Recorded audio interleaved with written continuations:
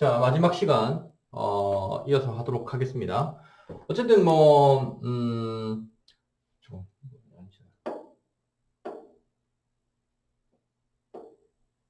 어, 자, 송풍기나, 펌프 같은 기계적 장치를 사용하는 능동적, 액티브형 태양열 난방 시스템은 수동적 태양열 난방 시스템보다 공간 난방을 더 많이 할 수 있습니다. 에너지를 더 많이 쓸 수 있다 하는 것인데요. 당연하겠죠. 패시브적인 요소는 아무래도 어떤 건축적인 요소를 써야 되고, 보다 더, 환경에 치중하기 때문에 실제로 사람이 어떤 설비적으로 어떻게 할 수 없는 어떤 그런 것들이 있습니다. 나머지는 크게 중요하지 않고, 흡수식 냉동에 대한 이야기는 아까 말했던 것처럼 실제로 구현된 건 없어. 실제로 그냥 실험실에서 막 이렇게 하면 좋다 좋다 하지만 실제로 시판이 되진 않았습니다. 그렇다. 자, 온수지별 태양열 난방이 있습니다. 어떤 직접 난방, 분리 난방, 예열, 혼합 어떤 그런 방식이 있는데, 이런 방식은 크게 중요하지 않고 실제로 내가 아까 말했던 그 방식이 거의 주를 이루고 있습니다. 액티브 태양열 난방 시스템의 구조는 지별기, 입수되는 표면에 흡수하는 열 에너지로 변환하는 장치를 말하는 건데요. 이런 부분도 크게 중요하지 않고 실제로 어떤 뒷부분에 나오는 걸 보고 내가 설명을 해주도록 하겠습니다. 제일 많이 쓰는 건 이제 태양열 지별기인데요. 태양열 지별기는 크게 평판형, 진공관형, 집광형, 배출공기형 지별기 방식이 있는데, 제일 많이 쓰는 거는 평판형과 진공관형을 제일 많이 씁니다. 그 다음에 주거용이나 상업용 건물에 90도씨 이하의 온수가 필요한 것에는 평판형 지별기를 많이 쓰고요. 93도 이상 고온이 필요할 때는 진공관식 지별기를 많이 사용한다. 알아주시면 될 것 같고요. 지별기 형태에 대해서는 뒷부분에 내가 좀 더 설명을 하도록 하겠습니다.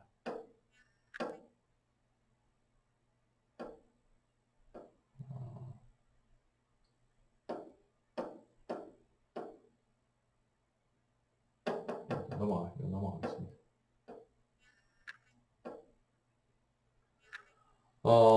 태양열 극탕 시스템, 아까 그 태양열 지별기에 대한 이야기는 뒷부분에 다시 설명할 거니까, 그냥 그림을 보고 설명하는 게 더 나을 것 같습니다. 태양열 극탕 시스템의 어떤 가장 이제 기본적인 방식이 이제 두 가지인데요. 자연 내류식, 그 다음에 배수식이라고 되어 있는데 강제 순환식이라는 말을 씁니다.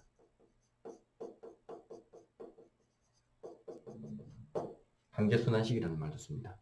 자연 내류식 같은 건 뭐냐면은 이 지별판에 의해서 유체가 이렇게 있으면은, 유체가 이 태양빛을 받게 되면은 유체가 가열되니까 위로 상승하겠죠. 위로 상승하는 열이 이렇게 차 있는 겁니다. 우리가 냉수를 요 탱크로 이렇게 지나가서 요 뜨거운 이 통을 거치면 뜨거워져서 내려오겠죠.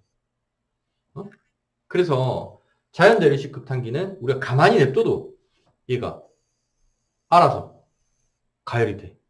우리가 옛날 시골 옥사 같은 데 보면은 많이 설치되어 있는 것은 펌프 같은 거 필요 없이 가만히 냅두면 빛을 받아가지고 열을 받아서 자연적인 대류에 의해서 온수 저장 탱크가 가열되고, 그 가열된 곳에 물을 이렇게 흘려주면은 뜨거워져서 내려오게 되는 겁니다. 강제순환식 같은 경우는 얘하고 조금 다른데요. 지별판을 이렇게 두고 탱크를 요 밑에 둡니다. 두 개의 다른 점은 뭡니까? 얘는 탱크가 위에 있죠. 얘는 탱크가 어디 있습니까? 밑에 있죠. 그러니까 강제순환식의 가장 큰 장점은 탱크를 집 안에다 넣을 수 있다는 장점이 있고요. 자연대류식 같은 경우는 탱크가 집 바깥에 노출되어야 된다는 그런 단점이 있습니다. 그러니까 가만히 놔둬도 잘 되는 그런 장점이 있지만, 얘 같은 계속 탱크를 집 밖에 놔두면 어떻게 돼? 열 손실이 크겠죠. 얘 같은 경우는 강제순환식 같은 경우는 어떻게 되냐? 지별판을 밖에 두고 가열이 되면은 펌프를 가동시켜서 얘를 이렇게 순환을 시키는 겁니다. 이렇게. 추결조를, 그래서 열매체가, 뜨거운 열매체가 순환하면서 추결조를 가열하는 방식이죠. 근데 아까 말했던 것처럼 이 안에는 열매체가 들어있기 때문에 항상 이 관로는 추결조에 있는 물과 섞이지 않도록 해야 된다.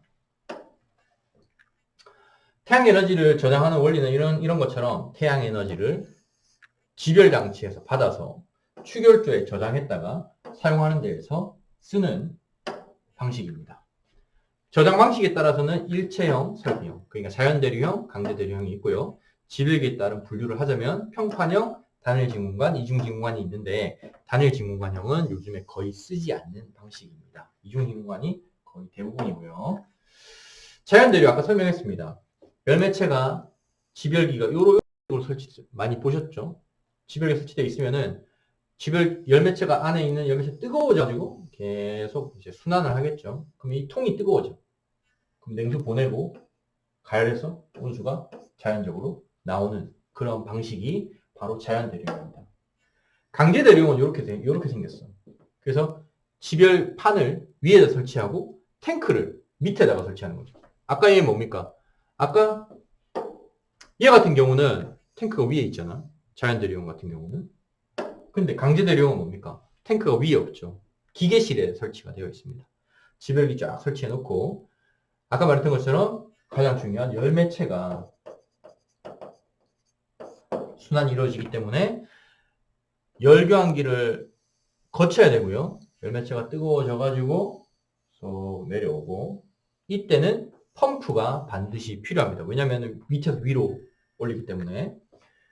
그리고 이 탱크에 물을 이렇게 퍼서 열교환기로 집어넣어서 이렇게 하는 거죠. 뜨거워져서 태양통으로 다시 들어가는 겁니다. 이때도 펌프가 하나 있어야 되겠죠. 그래서 보통은 펌프가 크게 2개가 필요합니다. 열이 뜨거워져 있으면 어떻게 돼? 우리가 물을 탁 틀면은 냉수가 빨리 들어가고 이 위에 차 있는 뜨거운 온수가 이렇게 공급이 되는 거고요.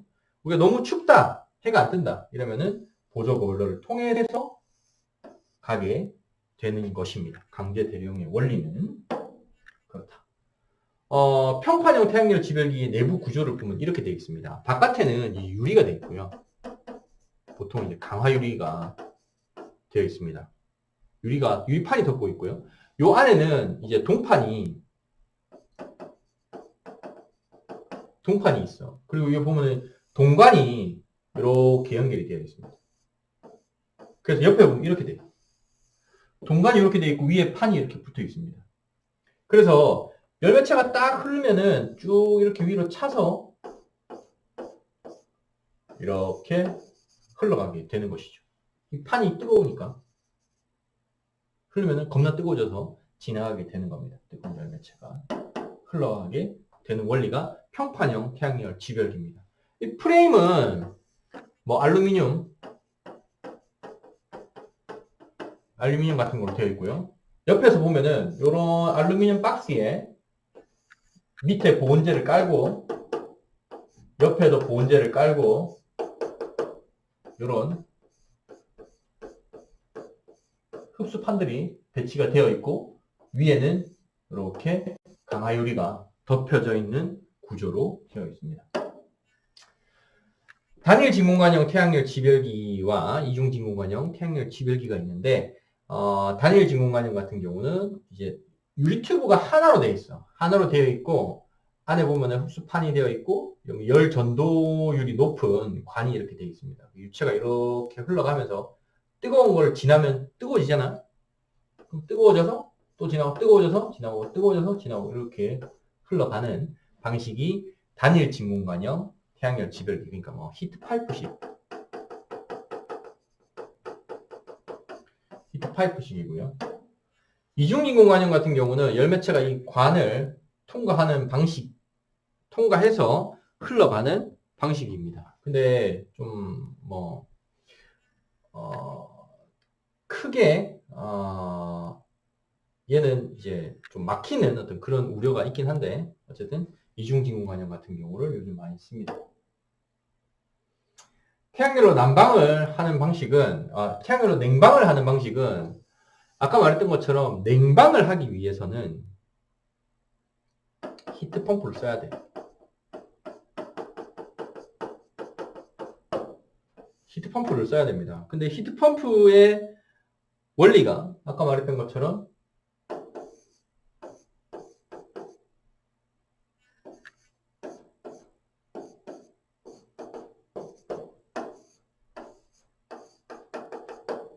저열원에서 열을 퍼서 고열원으로 열을 보내는 역할을 해야 됩니다. TL이고 DH고. 자, 그러면 자, 여러분들이 집에 에어컨을 튼다고 생각해봐. 집에 에어컨을 튼다고 생각해 봅시다. 사람이 이렇게 있어. 밖에 겁나 뜨거운 날에 에어컨을 튼다고 생각해 보라고. 에어컨 실내기가 여기 있고요. 실내기가 이렇게 붙어 있다고 칩시다. 그러면은 여름에 내가 에어컨을 틀지 않더라도 여러분들이 집 밖의 온도와 집 안의 온도를 재면은 일반적으로는 어떻겠어? 일반적으로는 집안이 약간일지라도 온도가 더 낮습니다. 예를 들어서 얘가 한 20도 정도 되면은 얘가 한 25도 정도 된다고. 바깥에는 온도 25도 정도 됩니다. 그러면은 연력학 시간에 우리가 아주 맛배기로 했지만 연력학 제0법칙과 연력학 제2법칙에 의하면 뭡니까? 열은 뭡니까? 온도가 높은 데서부터 낮은 데로 흐르죠. 가만 냅두면. 그러면은 바깥에서부터 온도가 열이 이렇게 들어와야 정상이에요. 들어와서 언제까지 열이 들어옵니까? 실내와 실외의 온도가 같아질 때까지 밖에서 내부로 열이 이동을 한다고 가만 냅두면 우리는 이거를 뒤집어야 시원하죠. 20도도 더워. 막 여름에 짜증나. 그러면 우리가 에어컨 막 틀어서 막 18도에 낮추잖아. 그러면은 이 에어컨이 하는 역할은 뭡니까? 온도가 더 낮지만 온도가 더 높은 곳으로 열을 보내야 되는 거잖아요. 그렇기 때문에 에어컨을 딱 틀면은 웽 하는 소리가 들리면서 컴프레서 돌아가는 소리가 들립니다. 그러면서 이 온도는 한 18도 정도 되고 바깥의 온도는 겁나 더 뜨거워서 한 28도 정도 돼가지고 온도가 막 나간다고. 28도 넘어. 한 7, 8도 돼. 그 겁나 뜨거운 공기가 실외기 쪽으로 나간다고. 그게 바로 히트 펌프의 원리입니다. 모든 이 냉방을 하기 위한 흡수식이고 뭘 떠나서 다 하여튼 내부적인 어떤 원리는 다르지만 전체적인 시스템의 스코프는 똑같습니다. 이거야. 낮은 저열원에서 고열원으로 열을 퍼올리는 게 바로 히트펌프가 하는 역할입니다. 그래서 흡수식이라는 것은 우리가 어떻게 냉방을 하는 것인가, 컴프레셔를 안 돌리고 아까 말했던 것처럼 가스를 쓴다고 했잖아요. 가스를 쓴다고 했는데 가스를 써가지고 이제 그 매체를 가열하는 것은 아니고요. 흡수식이라는 것은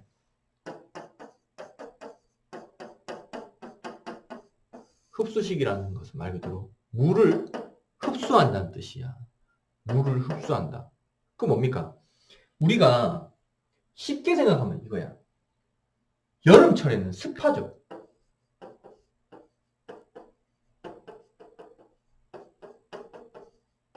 여름철 습해. 습도가 높아.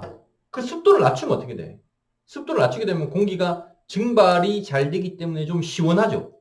우리 건조한 공기를 맞으면 좀 시원하다고. 응? 그러면은 흡수식이라는 말은 꿉꿉한 공기를 우리가 예를 들어 물 먹는 하마 같은 거 뭡니까? 습도를 빨아들이잖아. 물 먹는 하마는 습도를 빨아들이지 않습니까? 그 습도를 빨아들이면 어떻게 돼? 건조하게 만드니까 그 건조한 공기가 주변의 습도를 흡수를 하게 되고 습도를 흡수하면은 증발이라는 게 일어나니까 증발이 일어나면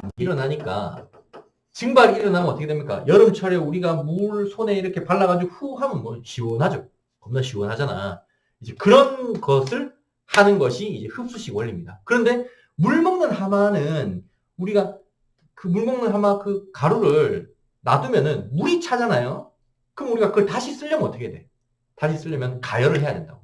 그 가열하는 것은 우리가 가스로 가열하는 겁니다. 가열해가지고 다시 흡수도를 흡수하고 다시 가열해서 다시 건조한 것으로 만들어서 다시 물을 또 흡수하고 또 가열하고 이런 식의 사이클이 일어나는 게 흡수식 냉방기의 원리입니다. 물론 뭐 여기에는 복잡한 과정이 있어. 그런데 흡수식 냉방의 가장 주요한 원리에 대해서 설명한 것은 이겁니다. 어쨌든 흡수식 냉방도 저열원에서 고열원으로 열을 퍼올리는 역할을 하는 거고요.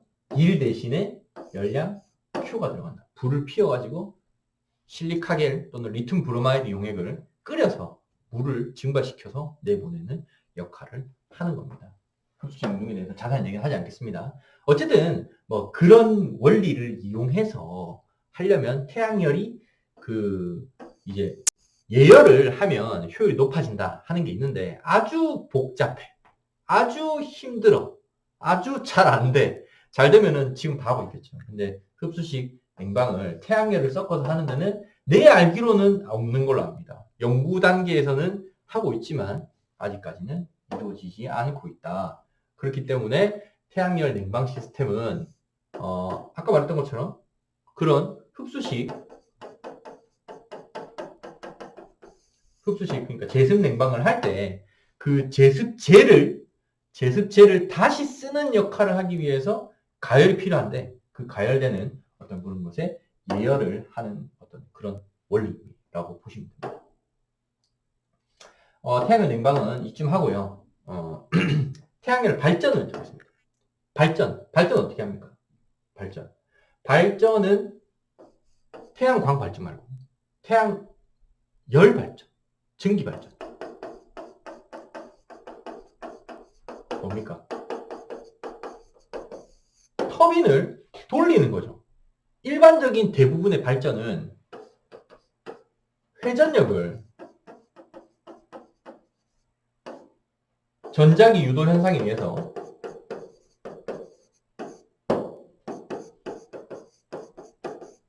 전기 에너지로 바꿔주는 게 일반적인 발전 시스템의 원리입니다. 풍력이든 원자력이든 화력이든 수력이든 여기 나오는 태양열 발전이든 다 그래. 태양광 발전 빼고 광 발전 빼고 나머지 대부분의 발전의 원리는 회전력을 전자기 유도 현상에 의해서 전기 에너지로 바꿔주는 역할을 합니다. 그럼 태양열을 가지고 어떻게 회전력을 만들까? 물 끓이는 거죠. 우리가 화력처럼 물을 끓여가지고 그 증기 스팀을 가지고 터빈을 회전시키는 겁니다. 그러려면 아까 말했던 것처럼 우리가 그런 평판형, 진공관형 이런 거 써가지고는 물을 끓일 수는 있겠지만 급격하게 빨리 끓일 수는 없기 때문에 회전력을 충분히 얻지 못합니다. 그러니까 이런 걸 할 때는 이런 식으로 반사판을 이용한 집중형 태양열 발전이 있어야 되고요.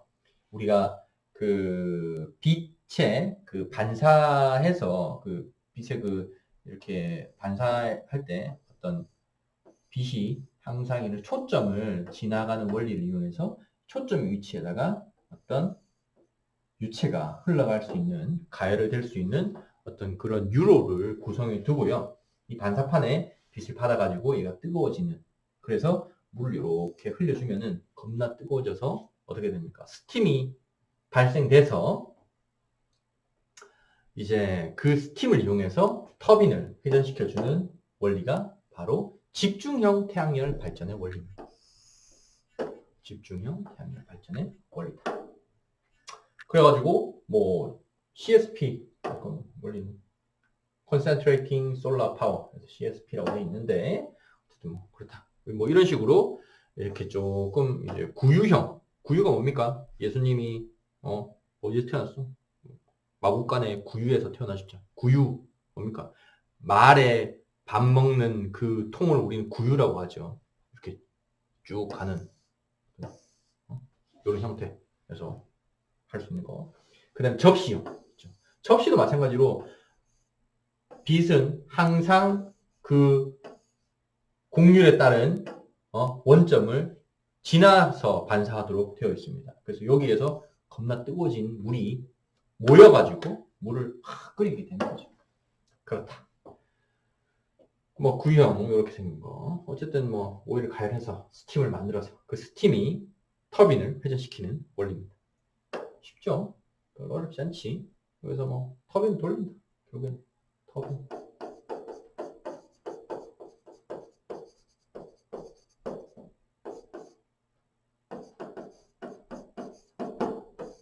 터빈을 돌려서 전기 에너지를 만들어내는 겁니다. 원자력도 터빈, 화력도 터빈, 원자력, 화력, 풍력, 그다음에 수력 다 터빈을 돌려갖고 회전력을 이용해서 전기를 만들어내는 것입니다. 접시형이 있는데 하와이 에너지 게이트웨이 센터 여기 있는데 접시형 마찬가지로 반사판을 통해서 곡률에 따른 원점을 통과하도록 되어 있습니다. 리시버에서 열을 받아가지고 활활 끓이는 역할을 하는 것이죠. 물펌프 구동용 보급형 접시형 펌프가 있는데 하여튼 어떤 이런 세부적인 용어는 그리 중요하지 않다. 원리는 그렇다 하는 것. 그 다음에 이것도 마찬가지로 이렇게 크게 이렇게 해가지고 반사판을 통해서 여기에 집중을 시켜서 빛을 집중시켜갖고 터빈을 돌리는 그런 원리인 것이죠. 마찬가지로 그렇다. 그 다음에 CPC형 태양광 직광형 지별기라는 게 있는데 어떤 이런 그 유리 튜브 안에 이렇게 빛을 반사할 수 있는 반사판을 배치해 가지고 여기 유리관을 통과해서 이제 그 유리관에 어떤 집중시키는 어떤 그런 구조도 있습니다. 원리는 똑같아. 원리는 이제 물을 끓이기 위해서 한다 하는 거. 그 다음에 이거 그 옛날에 그 사막에 어떤 이거 설치되는 있던 그 그림을 사진을 옛날 물리책인가 어디서 많이 본 것 같긴 한데 어쨌든 태양열 발전탑 우리나라에도 대구에도 있습니다. 대구. 발전탑에 어떤 이 반사판을 태양의 이 고도와 고도와 방위각을 추적하면서 얘가 회전하면서 빛을 이쪽으로 모으게 하는 방식입니다. 그래서 여기서도 발전하고 여기서 반사해가지고 여기에만 모이게 하는 거죠. 그래서 겁나 뜨거운 고온증기가 발생해서 얘를 또 이용해서 터빈을 돌리는 방식이죠. 하여튼 이런 거는 하여튼 되게 많이 본 적이 있을 겁니다. 다 그런 원리다. 그래서 발전탑에서 뜨거운 어떤 그런 열과 공기를 이용해 가지고 스팀을 만들어서 스팀이 터빈을 돌리고 터빈을 이용해서 증기 발전을 이루는 방식이 이제 태양열 발전탑의 원리입니다. 이렇게 생겼죠. 우리나라 아까 말했던 것처럼 대구에 있습니다. 솔라타워라고 해가지고 대구에 여러분들 고속도로 타고 샥 가고 있으면은 대구 지나면은 옆에 이거는 잘 안 보여. 이거는 안 보이는데 여기 고속도로 보이죠. 그래서 한 요쯤 보여. 솔라타워라 해가지고. 네. 그래가지고 2011년 6월 29일 날 준공이 됐는데 어쨌든 그렇다. 하루에 200kW 정도 발전을 할 수 있다 하는 그런 장점이 있습니다. 여기도 마찬가지로 이제 이렇게 반사판을 이용해 가지고 이렇게 타워에서 발전을 이룰 수 있도록 이렇게 지금 되어 있죠. 여기도 마찬가지로 다 비슷한 원리. 마찬가지로 다 비슷한 원리로 되어 있습니다. 태양 굴뚝이라는 거는 아까 말했던 것처럼 공기를 가열시켜 가지고 그 사이펀 현상에 의해서 공기를 가열하는 상승 기류를 이용해서 공기를 빨아 당겨 가지고 올라가면서 이 빨아 당기지는 어떤 이런 터빈에 의해서 회전력을 발생시키는 어떤 그런 원리입니다. 됐나? 그래서 아까 말했던 것처럼 이제 태양 굴뚝이라는 용어를 썼는데